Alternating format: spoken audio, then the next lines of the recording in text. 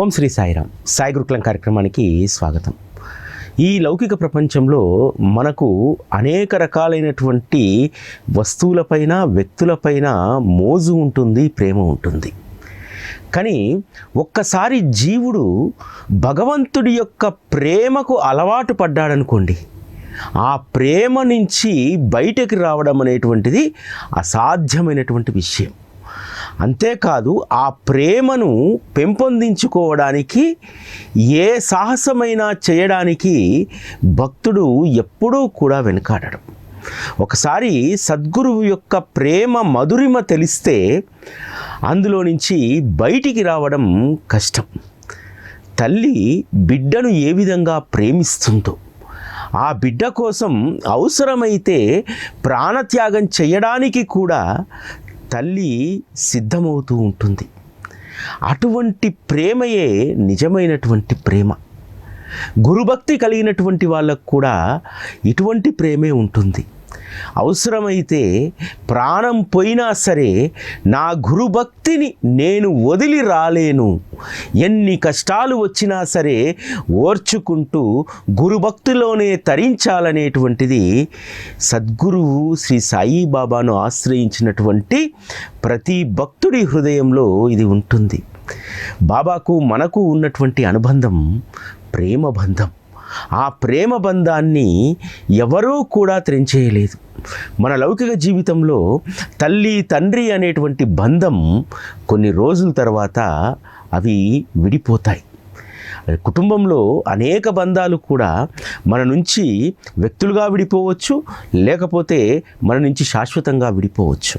కానీ సద్గురు దైవం అనేటువంటి ఈ ప్రేమ బంధము మన జీవితకాలంతో పాటు చివరిలో మన నుంచి వేరుపడిపోయేటువంటి ఆత్మ సైతం సద్గురువులో లీనమైపోతుంది, మిళితమైపోతుంది, వారిలో కలిసిపోతుంది. ఏ విధంగా సాధ్యమవుతుంది ఇది? సద్గురువు పట్ల షరతులు లేనటువంటి, ఆంక్షలు లేనటువంటి ప్రేమను భక్తుడు కలిగి ఉంటాడో అటువంటి వారి యొక్క ఆత్మ చివరగా ప్రేమతో సద్గురువులో లీనమైపోతుంది. అంటే జనన మరణాలనేటువంటి చక్రం నుంచి విడిపడిపోయి సద్గురు చరణాల్లో నీ ఆత్మ లీనమవుతుంది. జీవుడు జన్మరాహిత్యాన్ని పొందుతాడు. ఇది ఎంత అద్భుతమైనటువంటి, సులువైనటువంటి సార్థకత మార్గం అంటే ఏమీ చేయాల్సిన అవసరం లేదు. సద్గురువు పట్ల ప్రేమను కలిగి ఉండాలి. వచ్చేటువంటి కష్టం, నష్టం రెండింటినీ కూడా సమానంగా అనుభవించాలి. చాలామంది అడుగుతూ ఉంటారు, కష్టాన్ని ఏ విధంగా సాయిబాబా భక్తులు లేదా సద్గురుని ఆశ్రయించినటువంటి వారు కష్టాన్ని సుఖంగా ఏ విధంగా అనుభవిస్తారు అని చెప్పి. సద్గురు ప్రేమలో ఉన్నప్పుడు కష్టం మనల్ని బాధించదు. అక్కడ ప్రేమ అనేటువంటి ఆ మందు మనల్ని దుఃఖాన్ని మరిపించి ఆ దుఃఖంలో కూడా సుఖాన్ని అనుభవింపజేస్తుంది. ఇది ఎలా సాధ్యం అని చెప్పి చాలామంది అడగవచ్చు. మీకు సింపుల్ ఎగ్జాంపుల్ చెప్తా. మీకు విపరీతమైనటువంటి కడుపు నొప్పి వచ్చిందనుకోండి. ఆ కడుపు నొప్పి తగ్గడానికి కషాయాన్నో, ఔషధాన్నో, ట్యాబ్లెట్నో ఏదో ఒకదాన్ని మీరు స్వీకరిస్తారు. తద్వారా ఆ నొప్పి తగ్గుతుందా లేదా? అంతేకాదు, మనకేదన్నా ఆపరేషన్ అయిందనుకోండి, కుట్లు పడ్డాయనుకోండి, మనకు ఆ కుట్లు పడ్డటువంటి చోట విపరీతమైనటువంటి నొప్పి వస్తుంది కదా. ఆ నొప్పిని భరించడానికి వైద్యులు మనకు పెయిన్ కిల్లర్స్ ఇస్తారు. నొప్పి అలానే ఉంటుంది, కానీ ఆ నొప్పి మనకు తెలియదు. ఆ నొప్పి తెలియకుండా ఉండడానికి మనము యాంటీబయాటిక్స్ వాడతాము, అదేవిధంగా పెయిన్ కిల్లర్స్ వాడతాం. కొద్ది రోజుల తర్వాత శరీరము హీల్ అయిపోయి యాంటీబయాటిక్ను లేకపోతే పెయిన్ కిల్లర్ను మానేసినా సరే అక్కడ నొప్పి ఉండదు. మనం దీన్ని సద్గురువు వద్ద కష్టాన్ని అనుభవించేటప్పుడు కూడా ఇదే ఫార్ములా ఉంటుంది. మనము ప్రేమ అనేటువంటి గుళికలను ఆస్వాదిస్తూ ఉంటే మనకు నొప్పి అనేటువంటిది తెలియదు. ఏ విధంగా అయితే పెయిన్ కిల్లరు నీ బాధను తగ్గిస్తుందో, సద్గురువు వద్ద ప్రేమ అనేటువంటి ఔషధము నీకు నొప్పి తెలియకుండా ఆ బాధ నుంచి, కష్టం నుంచి బయటపడేస్తుంది. నన్ను ఇటీవల కాలంలో ఒక విపరీతమైన వితండవాదం చేశారు. ఇలాగే ఎలా అవుతాయి సద్గురువు చేరినటువంటి వారికి దుఃఖాలు సుఖాలుగా ఈ విధంగా మారిపోతాయి, అంత అబద్ధం ఇది, కష్టం వచ్చినప్పుడు ఆనందంగా ఎలా ఉంటాం అనేటువంటి వాదన ఇటీవల కాలంలో ఒకరు నాతో చేశారు. అప్పటికప్పుడు నాకు కలిగినటువంటి సద్గురువు కలిగించినటువంటి ప్రేరణ ఏంటంటే ఇదే. నొప్పి వచ్చినప్పుడు పెయిన్ కిల్లర్ వేస్తాము, ఆపరేషన్ జరిగినప్పుడు కూడా పెయిన్ కిల్లర్ వేసుకుంటాము, మెల్లమెల్లిగా బాడీ హీల్ అయ్యి ఆ నొప్పి పోతుంది కదా. అదేవిధంగా సద్గురువు ప్రేమ అనేటువంటిది మనకు వచ్చినటువంటి కష్టం మనల్ని బాధించకుండా చేస్తుంది. అదే సద్గురువు పట్ల మనం ప్రేమను కలిగి ఉండడం, సద్గురువు పట్ల కలిగినటువంటి ప్రేమ మనల్ని ఎంత సాహసాన్నైనా చేయడానికి అది ధైర్యాన్ని ఇస్తుంది. ముఖ్యంగా ఆ రోజు భక్తులు బాబా యొక్క మధురమైనటువంటి ప్రేమను చూసినటువంటి వారు బాబా ప్రేమ కోసం బాబా పాదాల చెంత ఉంటే చాలని చెప్పి ఎన్ని త్యాగాలు చేశారు. నానాసాహెబ్ నిమోన్కరు నిమోన్ అనేటువంటి గ్రామానికి గ్రామాధికారి, లోకల్ మెజిస్ట్రేట్. 100 ఎకరాల భూములకు ఆయన ఆసామీ జమీందారు. అటువంటి వ్యక్తి ఒక్కసారి బాబా దర్శనానికి షిరిడీకి వచ్చి తన మేనలుడైనటువంటి శ్యామా చెప్పినటువంటి విషయాన్ని గ్రహించి గొప్ప సత్పురుషులు ఎవరో షిరిడీకి వచ్చారు, వారిని నేను దర్శించడానికి వెళ్ళాలనేటువంటి తలంపుతో షిరిడీకి వచ్చిన తర్వాత మొదటి దర్శనంలో బాబా చూపెట్టినటువంటి ప్రేమకు బందీ అయిపోతాడు నిమోన్కర్. ఎందుకని? శ్యామా ఏమని రాస్తాడు, మామా ఇక్కడికి ఒక వ్యక్తి వచ్చి ఉన్నాడు, చూడడానికి ఆయన సిద్ధపురుషుల్లాగా ఉన్నాడు కానీ చేతలేమో పిచ్చివాడిలాగా ఉన్నాయి, రకరకాల భాషలు మాట్లాడుతూ ఉన్నారు, ఎవరితో అతనికి పొసగట్లేదు, ఎవరైనా వెళ్తే రాళ్ళిచ్చుకొని కొడుతున్నాడు, నీ వచ్చి వారు సత్పురుషులా పిచ్చివారా తేల్చాలి అని చెప్పి లేఖ రాస్తాడు. ఆ లేఖ చదివినటువంటి నానాసాహెబ్ నిమోన్కర్కు తన మనసులో శ్రీ సాయిబాబా పిచ్చివాడా ఎవరు అనేటువంటి సంశయం రాలేదు. ఏమని నిర్ణయించుకున్నాడు మనసులో? నేను ఈరోజు ఒక సత్పురుషుణ్ణి, ఒక సిద్ధుణ్ణి దర్శించడానికి వెళ్తున్నాను అనేటువంటి భావనతో అక్కడికి రావడం జరిగింది. ఆయన ఏ భావనతో అయితే ద్వారకామాయిలో అడుగుపెట్టాడో ఆ భావనను గ్రహించినటువంటి బాబా అతనిపైన అమితమైనటువంటి ప్రేమ చూపెడతాడు. నానాసాహెబ్ నిమోన్కర్ రాగానే, బావు వచ్చావా, రా కూర్చో అని యోగక్షేమాలు అడిగి అతని విషయాలన్నీ కూడా అతనికే చెప్పి నీ జీవితం సార్థకతం చేసుకోవడానికి ఎప్పుడూ భగవంతుణ్ణి ప్రేమిస్తూ ఉండు, భగవంతుని సహచర్యంలో ఉండు అనేటువంటి మాట బాబా చెప్పారు. ఆ ఒక్క మాటను నానాసాహెబ్ నిమోన్కర్ పట్టుకున్నాడు. షిరిడీలో బాబాను దర్శించుకొని నిమోన్కు వెళ్ళిన తర్వాత నిశ్చింతగా ఉండలేకపోయాడు. 100 ఎకరాల జమీన్ ఉంది, అందున గ్రామానికి అధికారి, గొప్ప పదవి. ఆ రోజుల్లో ఒక పెద్ద గ్రామానికి గ్రామాధికారిని నియమిస్తే అతని కింద ఒక తాలూకాలో ఉన్నటువంటి గ్రామాలన్నీ కూడా అతని కింద ఉండేటివి. మరి అంత గొప్ప అధికారం ఉంది, ఆస్తి ఉంది, ఐశ్వర్యం ఉంది, జమీన్ ఉంది. అయినా సరే తనకు అవేవి కూడా తృప్తినివ్వలేదు. బాబాను దర్శించుకున్న తర్వాత అవన్నీ కూడా చాలా అల్పమైనటువంటివిగా నానాసాహెబ్ నిమోన్కర్కు కనిపించాయి. అందుకని ఏం చేశాడు? తన పిల్లల్ని అత్తవారింటి దగ్గర పెట్టి తన భార్యను తీసుకొని, ఎందుకంటే పిల్లవాళ్ళ చదువు మళ్ళా పాడు కాకూడదు, అందుకని పిల్లవాళ్ళను అత్తగారింటికాడ బేలాపూర్లో పెట్టి భార్యను తీసుకొని సరాసరి షిరిడీకి వచ్చాడు. షిరిడీకి వచ్చి బాబాకు ఒక కోశాధికారిగా, బాబాకు ఏదైనా అవసరం ఉంది అంటే షిరిడీ నుంచి రైతాకు, రైతా నుంచి నీమ్గావ్కు, నీమ్గావ్ నుంచి ఇంకెక్కడికైనా సరే వెళ్ళి బాబా భోజనం ఆ రోజు ఏర్పాటు చేయాలంటే అన్ని రకాలైనటువంటి వస్తువులు నిమోన్కర్ తీసుకొచ్చేటువంటి వారు. బాబాకు కుడి భుజంగా ఉండేటువంటి వారు. లెండీకి వెళ్ళినా, చావిడీకి వెళ్ళినా బాబా పక్కన నిమోన్కర్ ఉండాల్సిందే. కాకా కాకా అని చెప్పి ఎంతో ప్రేమగా నిమోన్కర్ను బాబా ఎప్పుడూ తలుచుకునేటువంటి వారు. ఎంత గొప్ప అదృష్టము భగవంతుడు మన పేరు తెలవడం. అందుకనే ఆయన ప్రేమకు పూర్తిగా నిమోన్కర్ లొంగిపోయాడు.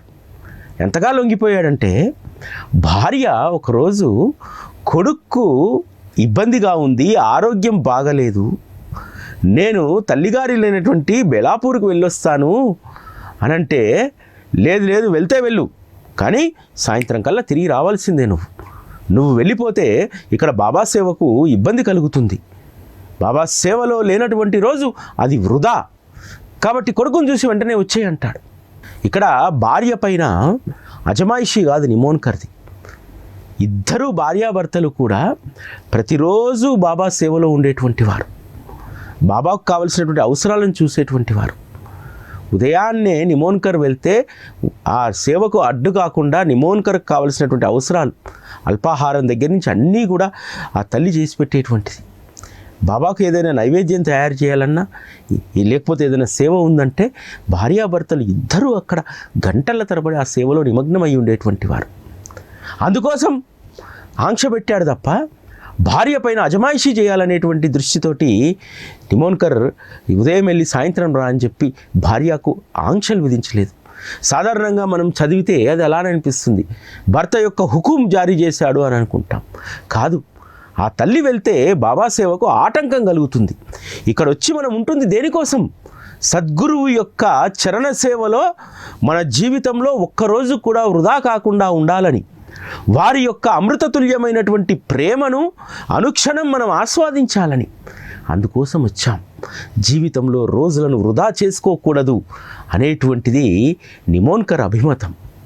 కానీ భక్తులపైన కూడా ఎంత ప్రేమ కలిగి ఉంటారంటే బాబా, నిమోన్కర్ భార్య సెలవు తీసుకోవడానికి బాబా వద్దకు వెళ్తే బాబా అడగకుండానే, అమ్మా నీవు బొయిలాపూర్కి వెళ్ళి మరొక 2 రోజులు అక్కడే ఉండి బంధుమిత్రులతో హాయిగా గడిపి అమావాస్య తర్వాత మళ్ళీ ఇక్కడికి చేరుకో అమ్మా అంటారు. అంటే బాబా సేవ దప్పుతుందనేటువంటిది నిమోన్కర్ అభిమతం.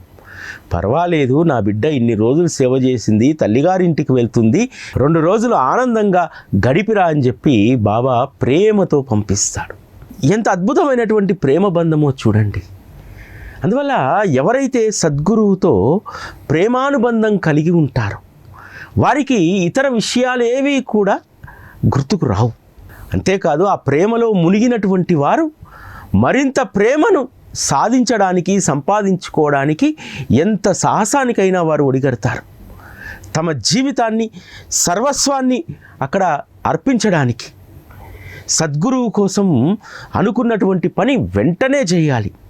కెప్టెన్ హార్టేకు స్వప్నంలో బాబా దర్శనమిస్తాడు కదా. చిక్కుడు తోటలో తిరుగుతూ ఉండగా, చిక్కుడుకాయలు కోస్తూ ఉండగా బాబా దర్శనమిచ్చి, నన్ను మరిచితివా అని అడుగుతాడు. బాబా, తల్లిని బిడ్డ ఎప్పుడైనా మరుస్తుందా అని హార్టే చెప్పగానే ఇద్దరు కలిసి ఇంట్లోకి వెళ్ళి భోజనానికి సిద్ధం చేస్తూ ఉండగా ఆ స్వప్నం చెదిరిపోతుంది. బాబా వచ్చాడు, బాబాకు నేను స్వప్నంలో భోజనం పెట్టలేకపోయాను, కాబట్టి చిక్కుడు కూరతో బాబాకు భోజనం పెట్టాలని చెప్పి తన మిత్రుడికి ఒకతనికి టెలిగ్రామ్ ఇచ్చి మనీ ఆర్డర్ పంపించి, వెంటనే నువ్వు షిరిడీకి వెళ్ళి బాబాకు ఈ చిక్కుడుగాయలతో వండినటువంటి నైవేద్యాన్ని సమర్పించు అని అంటారు. బాబా ఆ నైవేద్యాన్ని ఎంతో ప్రేమతో స్వీకరిస్తారు. అంతేకాదు, కెప్టెన్కు ఒక కోరిక ఉంటుంది, బాబా ప్రేమకు చిహ్నంగా ఏదో ఒకటి తన వద్ద ఉండాలి. గ్వాలియర్ చాలా దూరం, ప్రతిసారి తను వెళ్ళలేడు. అదేవిధంగా ఉద్యోగ నిర్వహణ, కెప్టెన్గా పనిచేస్తూ ఎక్కడెక్కడో తిరగాల్సి ఉంటుంది. కాబట్టి ఏదో ఒకటి బాబాకు చిహ్నంగా ఒక వస్తువు తన దగ్గర ఉండాలనుకుంటాడు. తన స్నేహితుడితోటి ఒక కాయిన్ పంపిస్తాడు. పంపించి బాబా కరస్పర్శ తగిలిన తర్వాత బాబా తిరిగి ఇస్తే నా వద్దకు తీసుకురా అని అంటారు. ఈ విషయం ఆ మిత్రుడు వెళ్ళి బాబాకి ఏం చెప్పడు. బాబా దక్షిణ అడగానే అతను దక్షిణ సమర్పిస్తాడు, ఆ దక్షిణ జేబులో వేసుకుంటాడు. సరే అని చెప్పి మళ్ళా బాబా చేతి చేస్తే హార్టే ఇచ్చినటువంటి ఆ నాణాన్ని ఇస్తాడు. ఇస్తే బాబా ఆ నాణాన్ని 2 చేతులతో స్పృశించి దాన్ని అటు ఇటు ఎగరవేసి మరలా వారి కరకమలాలతో దాన్ని స్పృశించి బాబా పిడికిలు బట్టి అంటాడు ఆ వ్యక్తితో, ఈ నాణం ఇచ్చినటువంటి దీని యజమానికి మళ్ళీ తిరిగి ఇచ్చేయని చెప్పి ఆ నాణాన్ని ఇచ్చేస్తాడు. ఆ వ్యక్తి తిరిగి కెప్టెన్ హార్టే వద్దకు వెళ్ళిన తర్వాత, గ్వాలియర్ వెళ్ళిన తర్వాత ఆ వ్యక్తి రాగానే ఎంతో ప్రేమతో ఆ వ్యక్తిని ఆహ్వానిస్తాడు. కెప్టెన్ హాటే హృదయం చెప్తూ ఉంది, తప్పకుండా బాబా ప్రేమకు చిహ్నంగా నాణాన్ని పంపించి ఉంటారని చెప్పి. ఆ వ్యక్తి ప్రసాదాలు ఇవన్నీ తీసిన తర్వాత వ్యక్తికి అంత తొందరగా గుర్తురాదు బాబా ఇచ్చినట్టు నాణ్యం. బాబా ఇంకా ఏమీ ఇవ్వలేదా నా కోసం అంటారు. అప్పుడు గుర్తొచ్చి నాణ్యం తీసి, ఈ నాణ్యం ఈ నాణ్యపు యజమానికి మళ్ళీ తిరిగి ఇవ్వమని చెప్పి బాబా అన్నారు అని అంటారు. ఆశ్చర్యం వేస్తుంది. ఇది నేను పంపించాననేటువంటి విషయం బాబాకు చెప్పారా మీరు అని అడుగుతారు. నేను బాబా వద్ద ఏ విషయాన్ని నేను ప్రస్తావించలేదు. మొదటగా నేను సమర్పించాల్సిన దక్షిణ సమర్పించాను, వారు మరలా చేయి చేశారు, దాంతో మీరిచ్చినటువంటి కాయిన్ ఇచ్చాను. బాబా దాన్ని ఎంతో ఆనందంగా 2 చేతుల మధ్యన పెట్టుకొని దాన్ని బాగా స్పృశింపజేసి మీకు ఇవ్వమని చెప్పారు అని అంటారు. కెప్టెన్ హాటే హృదయంలో ప్రేమ ఉప్పొంగిపోతుంది. కనీసం వెళ్ళినటువంటి వ్యక్తి ఇది మళ్ళీ నేను ఆశిస్తున్నాననేటువంటి విషయమూ చెప్పలేదు. అంతేకాదు ఈ వ్యక్తికి కూడా ఇది మళ్ళీ తిరిగి తీసుకురా ఖచ్చితంగా అని చెప్పి నేను చెప్పలేదు. కానీ బాబా ఎక్కడో గ్వాలియర్లో ఉన్నటువంటి నా అభిమతాన్ని గుర్తించి నా మనస్సు ఏది కోరుకుంటుందో దాన్ని పంపించాడు. నాలో ప్రేమను రెట్టింపు చేశాడు. బాబా ప్రేమకు చిహ్నంగా ఈ కాయిన్ను నా జీవిత పర్యంతము, నా ఒక్క జీవితమే కాదు, నా వంశపు తరతరాలుగా ఈ నాణెం వారి వద్ద ఉంటే బాబా సాక్షాత్తు ఉన్నట్టే, వారి ప్రేమ ఇక్కడ ఉన్నట్టే అని చెప్పి దాన్ని ఎంతో అపురూపంగా జాగ్రత్తగా చూసుకుంటారు. అంటే ప్రేమ బంధం ఎంత గొప్పదో చూడండి. మనం చాలామంది భక్తి అంటాం. భక్తికి తొలిమెట్టు ప్రేమ. ప్రేమ లేనటువంటి భక్తి ఎప్పుడూ కూడా అది జనించదు, శోభించదు. ప్రేమ కలిగినటువంటి భక్తి మాత్రమే నీ జీవితాన్ని తరింపజేస్తుంది. సద్గురువు పట్ల కలిగేటువంటి ప్రేమ మనల్ని ఎంతటి సాహసమైనా చేయడానికి ఉపక్రమిస్తుంది. బాయిజామాన్ తీసుకుంటే మనకు అర్థమవుతుంది కదా. ఈ రోజుల్లోనే ఒంటరిగా తల్లినో భార్యనో ఇంకెవరినో షిరిడీకి పంపించాలంటే 100 రకాలుగా ఆలోచిస్తాం మనం. ఈవెన్ చాలామంది తల్లులు కూడా ఏం ఆలోచిస్తారు తెలుసా? భర్త లేకుండా సద్గురువు వద్దకు నేను ఒంటరిగా వెళ్తే అది గౌరవంగా ఉంటుందా? నా తండ్రి దగ్గరికి నా బిడ్డలతో, నా భర్తతో, అందరితో వెళ్ళాలి అనేటువంటి తలంపు ఉంటుంది. అంటే ఇది సామాజికంగా ఉన్నటువంటి కొన్ని పరిస్థితులు ఇవన్నీ కూడా దీనికి కారణమవుతాయి. కానీ ఇప్పటికంటే 1886-87 సమయంలో ఎన్ని కట్టుబాట్లు ఉంటాయి. ఒక స్త్రీ నెత్తిన తట్టబెట్టుకొని ఆహారం పెట్టుకొని తన కుటుంబ సభ్యుడు కాదు, తన బంధువు కాదు, అటువంటి వారి కోసము ఆ రోజుల్లో బాబాను కనీసం ఒక సాధువుగా కూడా గుర్తించినటువంటి రోజుల్లో నా తమ్ముడు గొప్ప యోగి, గొప్ప సత్పురుషుడు అని చెప్పి నెత్తిన తట్టబెట్టుకొని వెతికి మరీ భోజనం పెట్టిందే, ఆ సాహసం ఎంత గొప్పది.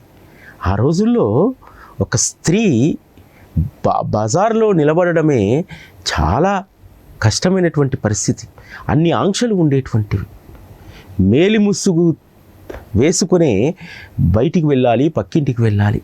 అటువంటి సాంప్రదాయం మరాఠా దేశంలో ఉంది. అటువంటిది ఆ తల్లి చిట్టడవుల్లో బాబాను వెతుక్కుంటూ వెళ్ళి భోజనం పెట్టిందంటే ఎంత సాహసం. ఆ సాహసం వెనకాల ఉన్నటువంటి బలం ఏమిటి? ఆ సాహసం వెనకాల ఉన్నటువంటి బలం నిష్కామమైనటువంటి ప్రేమ మాత్రమే అనేటువంటి విషయాన్ని మనం గుర్తించాలి. బాబా పట్ల నిష్కామమైనటువంటి ప్రేమ కలిగినటువంటి వారు ఎంతటి సాహసానికైనా ఒడిగడతారు. అంతేకాదు జీవితంలో వచ్చేటువంటి ఆటుపోట్లను కూడా అదే విధంగా ధైర్యంగా భరిస్తారు. బాయిజామా అందుకు నిదర్శనం. తనకి ఇంకా వయస్సుంది, బ్రతకాలని బాబాను అడగవచ్చు, ప్రాణదానం చేయమని చెప్పి అడగవచ్చు, అడగలేదు. బాబా ఈ జీవితానికి ఇంతే నాకు ఆయుష్, కానీ ఒక్కటి బాబా, నీకు నా కొడుకును అప్పగిస్తున్నాను, వారిని ఉద్ధరించి దరిచేర్చేటువంటి బాధ్యతను తీసుకో అని అడుగుతుంది తప్ప నా ప్రాణాలు నిలబెట్టమని చెప్పి అడగదు. ఎందుకంటే బాబా పైన తనకున్నటువంటి ప్రేమనే తన కుటుంబాన్ని కాపాడుతుంది, తన కొడుకును కాపాడుతుంది. కొడుకు మొండివాడైనప్పటికీ కూడా నా ప్రేమ నువ్వు గ్రహించినటువంటి బాబా నా కొడుకును ఉద్ధరిస్తాడనేటువంటి ధైర్యం ఆ తల్లికి ఉంది. అందుకనే ఏ తాపత్రయాలు లేకుండా ఉన్న ఒక్క తాపత్రయాన్ని తన సద్గురు చరణాలకు అప్పగించేసి కొడుకు బాధ్యతను ప్రశాంతంగా ఆ తల్లి వెళ్ళిపోతుంది కదా. కాబట్టి సాహసం, ధైర్యం అనేటువంటిది బాబా పైన ఉన్నటువంటి ప్రేమతో మనందరిలో కూడా ఉద్భవిస్తాయి. అవి బలంగా నిలబడతాయి. బాబా పట్ల ఒకసారి ప్రేమ కలిగితే ఎంత వితండవాదన చేసేటువంటి వారైనా సరే, బాబా పైన నమ్మకం లేకపోయినా సరే, ఆ తర్వాత తమ జీవితాలని బాబా చరణాల దగ్గర పెడతారు. ఇందుకు దాదా కేల్కర్ ఒక నిదర్శనం కదా. సాటే దాదా కేల్కర్ కూతురు వివాహం చేసుకోవాలన్నప్పుడు ఆ వివాహం సమ్మతి ఉందా లేదా బాబాను కనుక్కో, బాబా సలహా తీసుకుంటే బాబా ఓకే అంటే నేను చేసుకుంటానని అంటాడు. కానీ దాదా కేల్కర్ మనసులో బాబా ఒక ఫకీర్ అని, ఒక ముసల్మాన్ అనేటువంటి భావన ఉంది. తన కూతురు వివాహం విషయము తమ తెగకు చెందినటువంటి బ్రాహ్మణ సాధు ఒకరున్నారు, వారిని అడిగి తెలుసుకుంటానంటారు. సాటే అంటాడు, మీరు ఎవరినైనా అడగండి, కానీ అంతిమంగా నా గురువు చెప్పేటువంటి నిర్ణయంకే నేను కట్టుబడి ఉంటాను అని అంటే ఇక చేసేది లేక షిర్డీకి వెళ్తాడు. వెళ్ళి బాబాకు నమస్కారం చేసి అక్కడ కూర్చుంటే దాదా కేల్కర్ చెప్పకముందే బాబా కేల్కర్ కూతురు వైపు చూసి ఈమెను నగర్కు పంపించు అని అంటారు. ఎందుకంటే ఆ సమయంలో అహ్మద్ నగర్లో సాటే ఉద్యోగం చేస్తూ ఉన్నాడు. అందుకని ఇండైరెక్ట్గా బాబా చెప్తాడు, ఈ అమ్మాయిని సాటేకి ఇచ్చి వివాహం చేయి, అహ్మద్ నగర్ పంపు అని అంటాడు. తర్వాత వివాహం అయిన తర్వాత బాబా యొక్క మహత్తుగని పూర్తిగా తన నివాసాన్నే మార్చేసుకుంటాడు కదా దాదా కేల్కర్. షిర్డీలోనే ఉండిపోతాడు కదా. బాబా పట్ల విశ్వాసం ఎలా పెరిగింది? మొదటి దర్శనంలోనే తన కూతురు భవిష్యత్తు తను ఏ విధంగా అయితే ఊహించాడు, సాటే లాంటి వాడికి తన కూతురునిస్తే బిడ్డ భవిష్యత్తు బాగుంటుందని చెప్పి దాదా కేల్కర్ అభిలషించాడు. దానికి అనుగుణంగానే బాబా తన నిర్ణయాన్ని తెలియజేశారు. ఒకవేళ బాబా వద్దు అని అంటే సాటే చేసుకోకపోయేటువంటి వారు. గొప్ప ధనవంతుడు, గొప్ప స్థాయిలో డిప్యూటీ కలెక్టర్ స్థాయిలో ఉన్నటువంటి వ్యక్తి. అటువంటి సంబంధం ఆ రోజుల్లో దొరకాలంటే చాలా కష్టం. రెండవ వివాహం అయినప్పటికీ కూడా ఎంతో సంతోషంగా తన కూతురునిచ్చి వివాహం చేస్తాడు. దాంతో బాబా పట్ల ప్రేమ పెరిగిపోతుంది. ప్రేమ వారి పాదాల చెంత కట్టివేస్తుంది. రోజు వారి చరణ పూజ చేయకుండా ఉండనటువంటి రోజు లేదు దాదా కేల్కర్. ప్రతిరోజు నిత్య నియమంగా పూజాపల్లెం చేతబట్టుకొని ద్వారకామాయికి వచ్చి బాబా పాద పూజ చేసి ఆ పాద తీర్థాన్ని అందరికీ ఇచ్చేటువంటి వారు దాదా కేల్కర్. అంటే దేన్ని ఇక్కడ ప్రామాణికంగా మనం తీసుకోవాలి? భక్తి కంటే కూడా ప్రేమ. ఆ ప్రేమలో మునిగి తేలినటువంటి ఆ రోజు భక్తులు నిజంగా ఎంత అదృష్టవంతులు. భూటి గొప్ప ధనవంతుడు కదా. అనేక మంది నౌకరులు, అనేక మంది పైన అజమాయిషీ చేసేటువంటి భూటి బాబా ముందు ఒక్క మాట ఎందుకు మాట్లాడలేదు? ప్రేమ అనేటువంటిది ఆయన వాక్కును కట్టడి చేసింది. ఆ ప్రేమ ముందు, సద్గురువు యొక్క ప్రేమ ముందు ఏ మాట మాట్లాడినా కూడా అది ప్రేలాపనగానే ఉంటుంది. కాబట్టి ఆ ప్రేమ ముందు మాట్లాడడానికి పదాలు ఉండవు అనేటువంటి భావనలో భూటి ఉన్నాడు. అందుకని ఒక్కరోజు కూడా బాబాకు ఎదురుబడి భూటి మాట్లాడలేదు. బాబా చెప్పింది మాత్రమే విన్నాడు. అంత ప్రేమను ఆ రోజు భక్తులు కలిగి ఉన్నారు. అంతేకాదు బాబా తన భక్తుల పట్ల చూపెట్టినటువంటి ప్రేమ. కాశీరాం షింపి ఎక్కడో దొంగల ముఠా బారిన పడితే ద్వారకామాయిలో కూర్చొని బాబా కత్తిని చూపుతూ చేసినటువంటి ఆ విన్యాసము అక్కడ కాశీరాం షింపిలో తాను ప్రవేశించి, ఎందుకంటే కాశీరాం షింపి చాలా పిరికోడు, దొంగల పైన తిరిగి దాడి చేసేటువంటి సాహసం లేదు. కానీ తన వాడిని రక్షించడానికి తన వాడిలో ధైర్యాన్ని నింపి తన ప్రేమను చాటుకున్నాడు. నన్ను ఇంతగా ప్రేమించేటువంటి కాశీరాం ఇబ్బందుల్లో పడతాడా, వారి దొంగలను ఏ విధంగా తరుముతాను చూడని చెప్పి ద్వారకామాయిలో కత్తి యుద్ధం చేస్తాడు కదా బాబా. అంతేకాదు నానాసాహెబ్ నిమోన్కర్ నీరు దొరకక హరిశ్చంద్ర పర్వతం పైన నానాయాతన పడుతూ బాబాకు నమస్కారం చేస్తాడు. అయ్యా నా ప్రాణం పోయేటట్టుంది, పోతే హరిశ్చంద్ర పర్వతం పైనే నా ప్రాణం పోతుంది అని అంటే నా నానాను నేను కాపాడుకోవాలని చెప్పి ద్వారకామాయిలో కుండ ఎత్తి గడగడ గడగడ నీళ్లు తాగేస్తాడు కదా. వెంటనే ఒక కోయవారు వచ్చి ఆ బండ కిందనే చెలిమ ఉంది, ఆ చెలిమలో నీళ్లు ఉన్నాయి, తాగండి అని చెప్తాడు కదా. అంటే భక్తుల యొక్క కష్టాలను తీర్చడానికి బాబా పడేటువంటి తపన ఏమిటో తెలుసా? ఆ భక్తుడి పైన ఉన్నటువంటి ప్రేమ. అటువంటి ప్రేమను మనం సంపాదించుకోవాలి. ఈరోజు మనందరము అదృష్టవంతులం. ఒక్కసారి బాబా పైన ప్రేమ కలిగితే ఆ జన్మాంతం ఆ ప్రేమను మనం కలిగి ఉంటాం. ఆ ప్రేమను పొందడానికి ఏది చేయడానికైనా సిద్ధంగా ఉండేటువంటి వాళ్ళము మనం. అది మనకు మాత్రమే సాధ్యం. అటువంటి అనుగ్రహం కూడా శ్రీ సద్గురువే మనకు అందించారు. ఇదే ఈరోజు సాయి గురుకులం. మళ్ళీ రేపటి కార్యక్రమంలో కలుసుకుందాం. అప్పటి వరకు సెలవు. నమస్కారం.